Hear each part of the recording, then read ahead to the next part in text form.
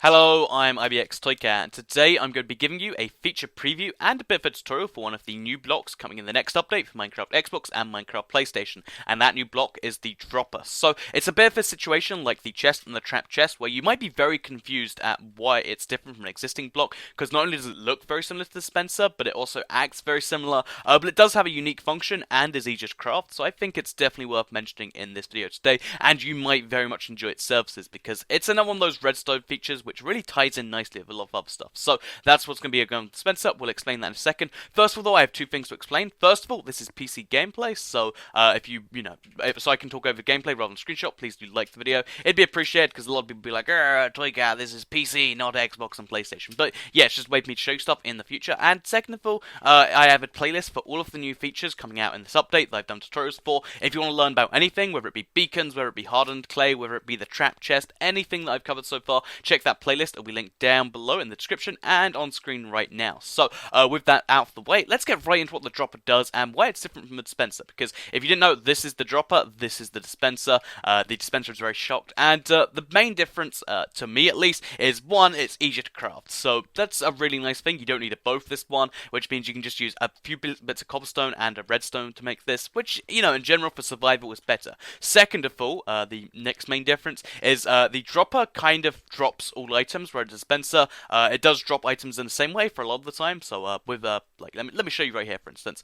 So as you can see, they drop items kind of at the same pace. Even here, the dispenser actually went shorter. But the interesting thing about the dispenser is the dispenser for some blocks, so with a water bucket or with a fire charge, will actually fire those items out. So that's really cool for some situations. So you can have an automated gun, for instance, firing out fire charges here, or you could have water which pours out from these. But it means if you want to give people a water bucket, so if you've got an adventure map or something, the dropper is the only way to go. Or, you know, TNT, there's a whole bunch of items which, when you fire them out for dispenser, they turn into the literal items. So splash potions, buckets of water, fire charges, if you want to actually give them to player, you have to use a dropper. So the third major difference is perhaps the coolest one, and I left it for last because it's also one of the more complex ones, because the dropper can drop items into containers. So let me just show you a few times here the difference between the dropper and the regular one. As you can see, they generally get close enough spreads here. It's kind of randomized, but as you can see, just getting a little hard and clay there. But as you can see here on the left, the dropper, so I'll put a chest in front of this, and I'll put a hopper in front of this one,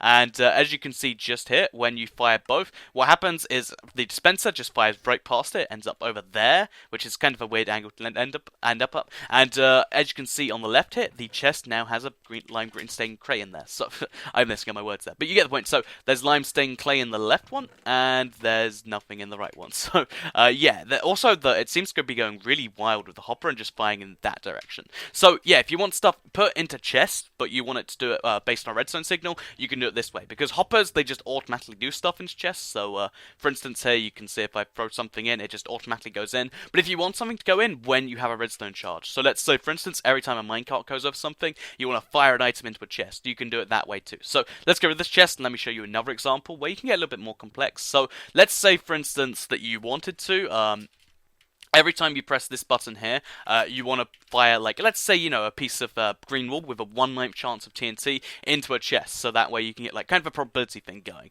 What you can do is you can see it, look at this chest over here, it's got nothing in it right now, but you can make a long chain of hoppers, so let's show you hopper, hopper, hopper, hopper, hopper, hopper, and as you can see, they're all linked together going that way. You can link all of those hoppers together, and you can have the items go through. So in this dropper here, I've got 8 bits of limestone clay, and 1 bit of TNT, just for, you know, some good risk measure. If you want, you can also have a random chance of, like, dirt, for instance, and now you get, like, probabilities of stuff going in there. So if you want, as you can see, I fire it. Wow, that went really strange, but I'm going to fire it, like, every few seconds, like this.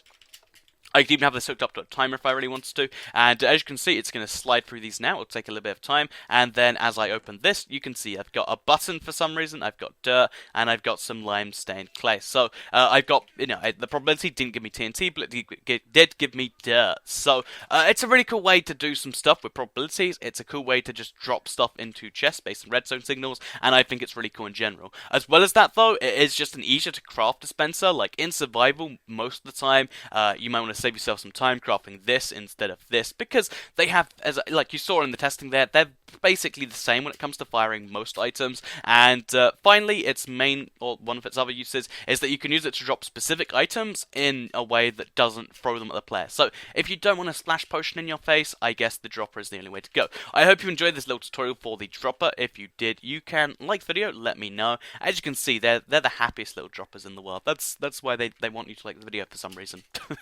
But yeah, you can like the video, let me know. Share it if you really liked it. Check out that feature preview playlist thing. I would very much appreciate it. And I'll see you guys in the next video.